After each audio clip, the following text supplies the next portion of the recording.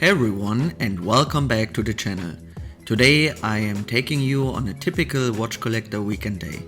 We will have a good breakfast, adjust one of my bracelet watches and check out the affordable watch brands we can find in the Marina Mall. So take a coffee and enjoy the video.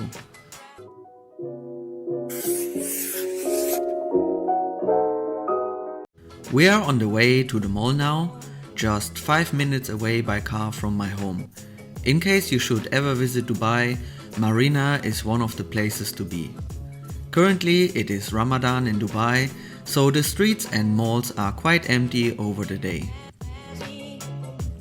And here is my new car. Many of you were asking which Porsche I bought.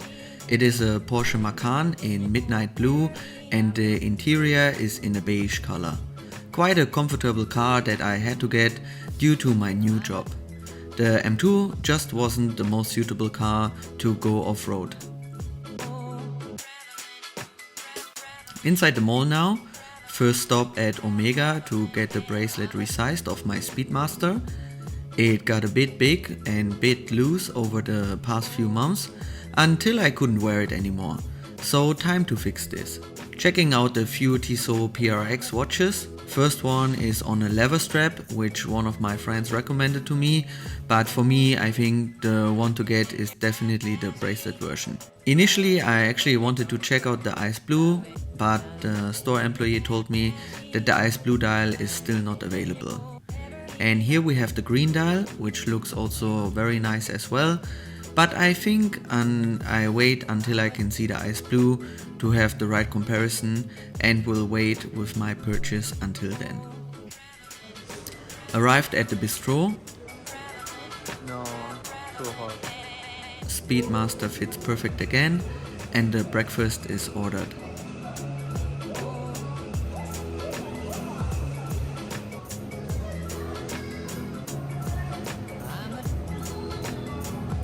Flat white for me and a cappuccino for my girlfriend.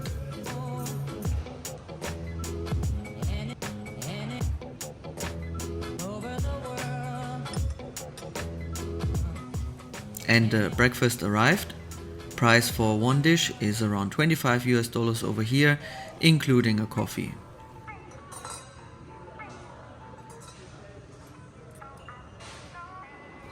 Next stop at the mixed brand store that also has G-Shock. A big selection in the display, including some limited editions and new releases.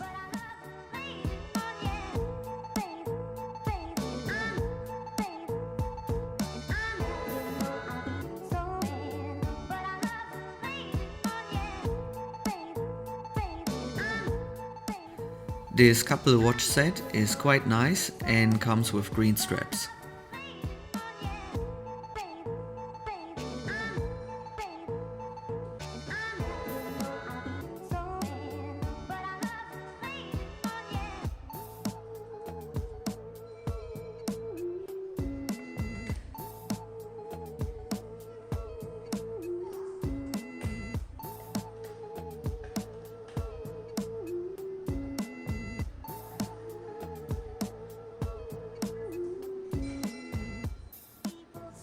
A full gold plated metal G. So if you want to have a watch to impress, but you don't have a big budget, maybe this could be the one for you. And my selection to try are these three beauties. A square old school G in mustard yellow with the old school metal protection clamp. Looks great on the wrist.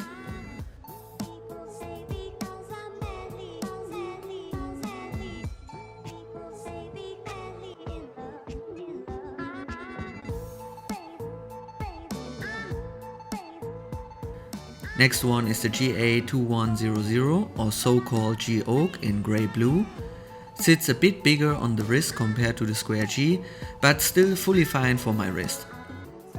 Also this model got the old school metal clamp now as an additional protection feature. And the last one is this limited edition Rubik's Cube, a more fun and less style G-Shock.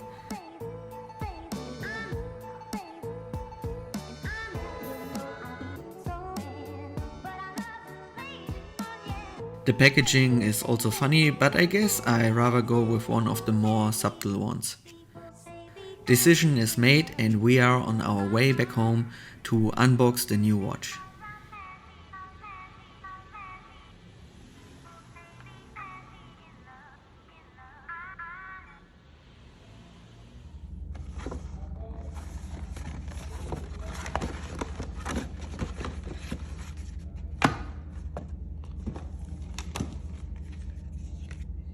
The receipt to the watch, I paid around $200 for it. I think maybe a few bucks less, but yeah, around that $200.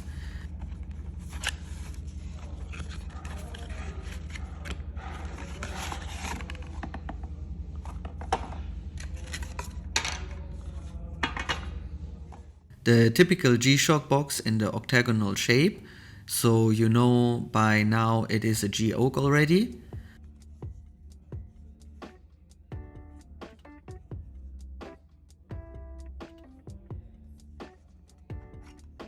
Let's get everything out of the box.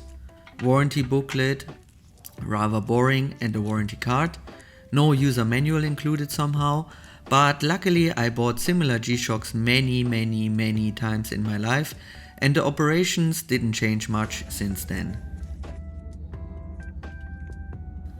And here's my new watch. The model is called GA2100PT 2ADR. A tone-on-tone G-Shock which goes in line with the latest fashions in monochromatic color schemes. A matte blue-gray finish with a metallic face protector in a matching blue chrome color. This new wire protector is a feature they recently added to the 2100 line. But in case you had a G-Shock as a kid, those wire metal protectors were already used on the very old models. At the time they had an additional silicone bumper on them, and I remember that me and my friends were sometimes removing these metal protectors and exchanging each other to individualize a bit the style of our old G-Shocks. So quite a cool feature and I'm glad they brought it back. So why did I decide for this one instead of the sand or mustard colored one? So recently in Dubai you can see a lot of Mercedes G-Class which come in a color which is called China Blue, and this China Blue color looks really good in real. And anyway, the G-Class is one of my all-time favorite cars. So when I saw the color on this watch, it immediately reminded me of the G-Class, and I think this, if you would call it China Blue, looks really cool in real, and that was at the end the deciding factor why I took this one in the grey blue color. To operate the watch, you can switch in between the modes. Use the adjust button to adjust the time, which we will quickly do now. Everything is set.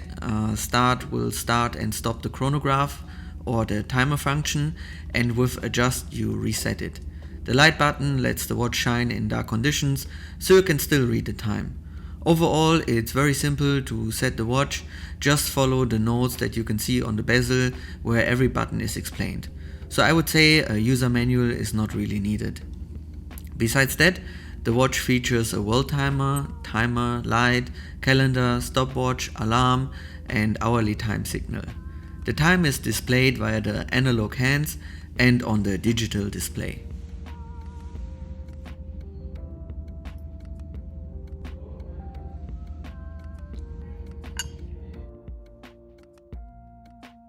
Time for our first wrist shot. The watch is 100% shockproof. I think you could actually throw it from a skyscraper and it would still survive. The water resistance is 20 bar, so more than enough for diving, and overall the watch is super durable and light with a slim case which leads to great wearability. Thanks to the contrast between hands and dial, the legibility is great as well. Time for the watch score. The dimensions are nearly perfect as it is a big and definitely sporty watch, but you can easily wear it on a medium-sized wrist. The case is very well made with a carbon core and high quality resin.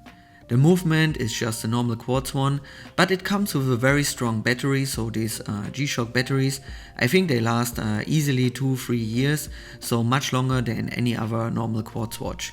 And also it features, of course, many features like I just mentioned. The strap is just standard but features a quick release now. For the daily usage, this watch could be your perfect buddy for many years without ever letting you down, unless the battery runs out of power, of course. For the weekend usage, this watch is a bit under the radar and too sporty, but in case you are the type of guy who likes to explore, it will be an amazing piece. For sportive usage, it will do a fantastic job, but for the top score, I would expect more features that for now unfortunately only smartwatches include, like a heart rate sensor or step tracker. I think if G-Shock would bring a kind of smartwatch style watch which would have these features, it would be a top seller immediately in the market. Image and history and also brand recognition of G-Shock and Casio are very good, and especially value for money couldn't be much better. I mean, just compare this to a moonswatch.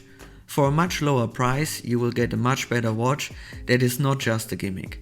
All of that together gives the watch a total score of 69 out of 100, and with that it made my list and positions itself right in the middle of all the watches I bought and reviewed so far. For a price of under $200, this is an awesome achievement and shows why this gshock was such a popular release of Casio and is well respected in the world of watch collecting. And with that, we are at the end of the video.